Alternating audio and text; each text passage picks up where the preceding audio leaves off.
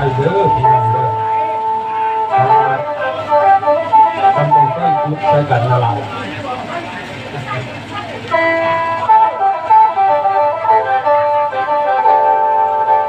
โอ้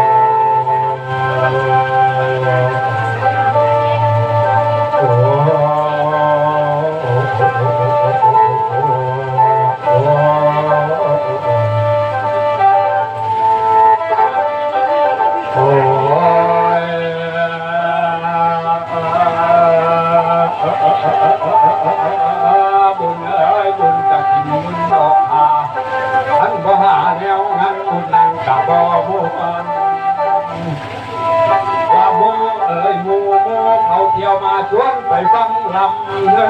ยวัดใจไปเห็นน้องอีกแล้ววัดใจบ่อยากนอนอ่อนซ้ำดัง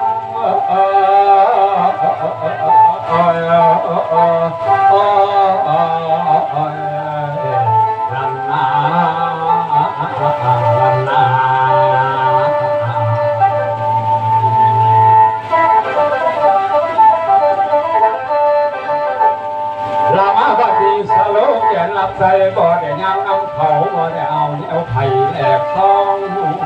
หมอลำ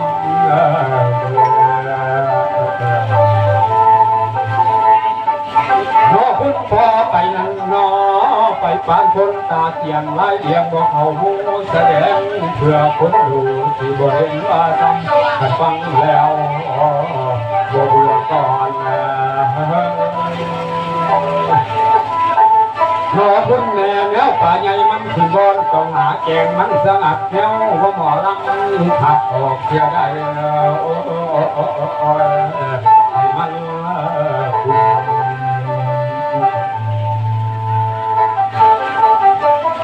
เป็นคุ้มแต่เสียงบ่มองทางคนฟังบ่เดี่ยวเบิ่งในวงการบันเทิงบ่แน่นของเย็นต้องหวังเนี่ยเรื่องแสดง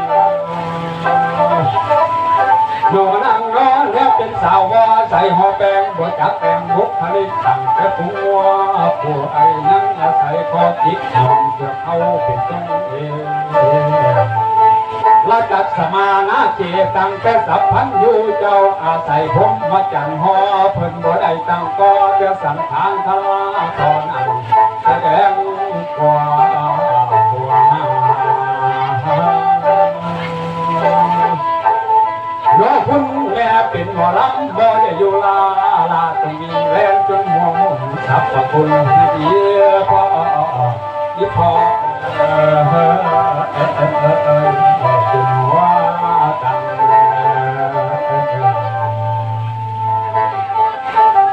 บรรดาแฟนมาฟังเพิ่นกะหวังความหูมาคอยให้เสียเป่า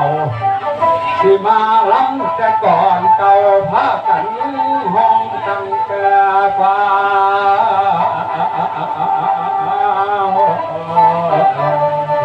จะทา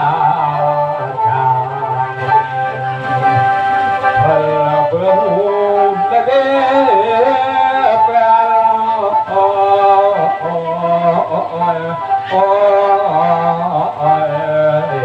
ลันนาลันนา